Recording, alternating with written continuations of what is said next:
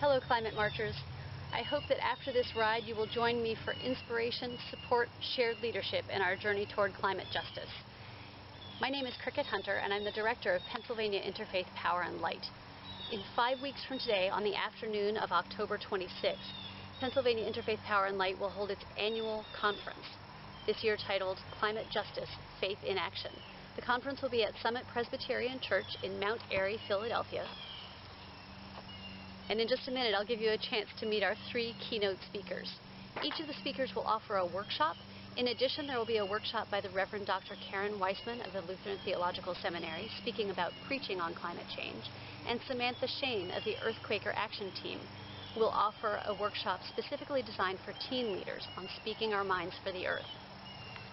You can look forward to song by the Reverend Retta Morgan, Visionary Award, multi-faith prayers, a green and greening resource fair, and inspired connection with others. Please join us.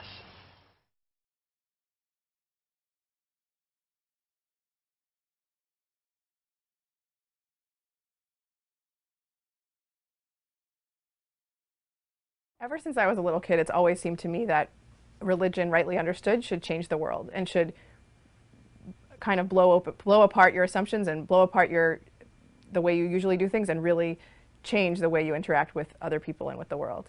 I remember one time asking a rabbi in my congregation asked me what I was planning to do that summer, and I said I was planning to work at a Catholic school for low-income youth, and he kind of seemed disappointed, like, oh, like he was hoping that I would do something Jewish at the summer. And I remember thinking at that time, well, it feels like working for justice and educational equity in Baltimore City is something Jewish for the summer. And that's always stayed with me in my work. I'm fascinated by this idea of what would it mean to really bring our values to the center of our religious life and actually strive to live out those values in the way we conduct our communities.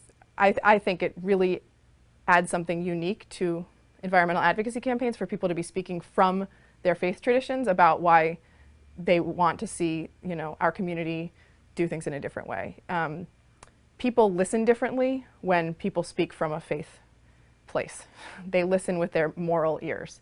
And so issues that might otherwise seem more political, when people speak out from their faith traditions, I think those issues suddenly seem more like they're about right and wrong and caring for our neighbors and less about current political trends. It's not just that the environmental movement needs our help and this is a good place to recruit some extra people. It's also that we can't really I don't think our congregations can really fully live out their own traditions if we aren't responding to this issue.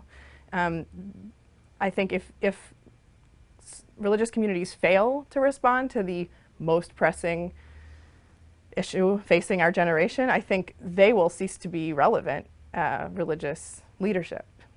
So I'm really passionate about inviting Christian communities to really live out Christian values with respect to the environment. And I'm really passionate about supporting Muslim communities to really live out Muslim values with respect to the environment. And in my own community, I'm really passionate about supporting Jewish communities and fully living out Jewish values with respect to the environment.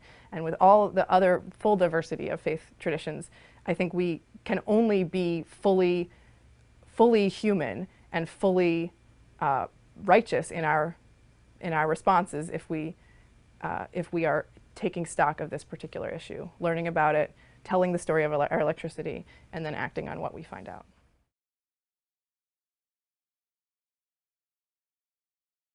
On coming up with a real binding agreement. We're joined by Jackie Patterson, director of the NAACP's Climate Gap Initiative. She's joining us from Copenhagen. Welcome to the program, Jackie. Glad to have you. Great. First question may be stupid, but I'll ask it anyway. What is a nice, civil rights and U.S. racial justice group like the NAACP doing in Copenhagen at a climate summit? Yes, good question. Yes, well, unfortunately, climate change and climate justice is one of the most important civil rights issues and human rights issues of our time, because communities of color are currently disproportionately impacted by climate change and stand to be even more so down the line. What have you made so far of that concept of family? Is the world really one human family, as Archbishop Tutu would like us to remember? Or are we seeing really, both at home and across the planet, real divisions? Are we being able to bring that family together now in Copenhagen? I would say a little bit of both in a way. I mean, there's been amazing kind of pulling together of the civil society communities, as well as along with the some of the government delegations, particularly from the global south. So in that way, we're all seeing our interconnectedness and trying to speak with one voice on what we need in order to preserve this earth that we all share together. On the other hand, people have different views, I think, in terms of what targets we need to be hitting around making that happen, and the extent of the severity of the crisis that's facing us around climate change. And yet, while a lot of the kind of corporate backing has gone to language like Copenhagen and all of that, and a lot of people have been talking about we're all in this together, no offense to Bishop Tutu, but the developing world nations, as I understand it, started this week by simply pulling out of the talks, pulling the plug, walking away, saying, if you can't get it, that we really have our lives at stake, we're just not going to participate. A bad agreement is worse than no agreement, it seems they were saying. Were they heard? I believe they definitely were heard, and certainly there were efforts being made to pull them back in, to be conciliatory, to make it clear that they were being heard. The extent to which that's real and the extent to which they believe that, I think, is still very much in question. But I think that by walking out, they're really making, as you said, making a statement to say there's no use in wasting our time here if you're really not thinking seriously about the impacts of this on our lives, on our countries, on our families and communities. So we'll see. I mean, hopefully that those types of actions are a wake-up call to folks that this is no small game that we're playing, that it's really life and death. Have you ever felt in your work there with the NAACP Climate Gap Initiative a similar temptation just to say, oh, screw it, I'm walking out, my brothers and sisters so-called just don't seem to get it, what people of color are facing here and around the globe? Not so far. Of course, I'm kind of new in this position, so I haven't quite had the point where I've had to be frustrated to that extent. But so I'm still hopeful that people just don't know, and that it's just a matter of making them know, making them understand the import, and that we'll be able to move the ball. That might be naive, but I'm trying to keep the hope. Do you think there are lessons out of the civil rights movement that apply right here? Definitely. I think sticking to the conversation, just sticking in there and continuing with good messaging and pulling people together around central messaging are lessons that we can use. Just the simple kind of ways that people organize in terms of understanding the self-interest of the individuals and communities involved are lessons that can be learned. Just staying consistent and keeping the fight going, never losing hope. You were a big supporter of President Obama. How do you think he's doing, and what do you make of his role so far there in Copenhagen?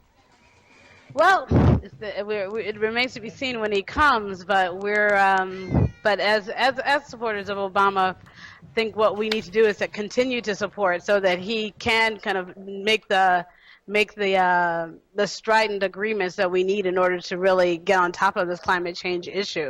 And I think without the support of the communities around the country, then he's not going to be able to just kind of step out on his own and do that. He really needs us to stand behind him and encourage him and support him in developing strong targets. So what will be your agenda when you come back? Because there will be life after Copenhagen.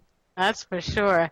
My agenda when I come back is to actually to start to, or to continue to build that base of understanding amongst our constituency as the NAACP, so that every NAACP unit and chapter out there actually is well familiar with this issue and has a common voice around how to push on it. And then also to work with the administration so that they too understand what's at stake in terms of our communities, and to keep helping to support them in terms of pushing for strong targets. Well, thanks for joining us there from Copenhagen, Jackie Peterson of the NAACP's Global Climate Initiative. Thanks for being with us.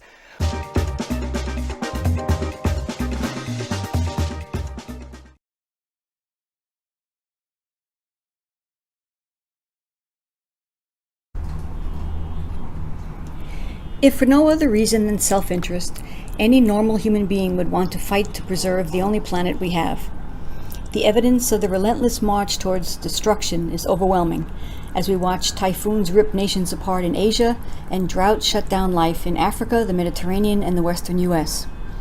But as Christians, we are even more compelled to act not only to protect life, but to stop ourselves from blindly committing the sacrilege of destroying God's creation. There will be no replacement once that happens.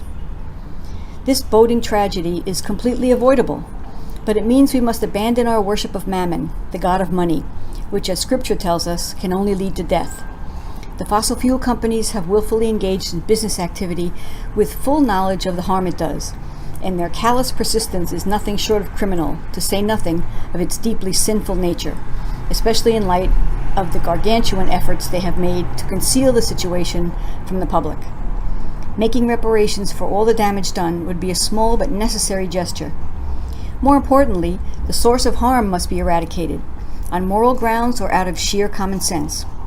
And what should be plainly evident is that the fortunes amassed are no safeguard from the collapse of life systems so dramatically portrayed in recent scientific assessments.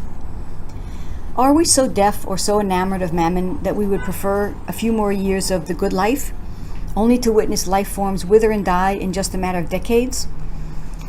Or to condemn our children to a struggle for survival when either heat or floods or wildfires or disease make it impossible to obtain sustenance? As historically the greatest emitter of greenhouse gases, it is our duty to reverse this situation, to heed the desperate cry from the world's best scientists for urgent, dramatic cuts in carbon emissions.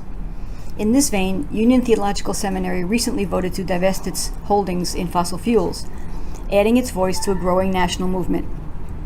We can do no less than applaud and vigorously support the Environmental Protection Agency's Clean Power Plan, which will significantly reduce carbon pollution from our power plants, a necessary and important first step in stemming catastrophic climate change. Preserving life for our fellow citizens is an act of patriotism. Doing so for the world's citizens is a moral obligation and a supreme act of divine love.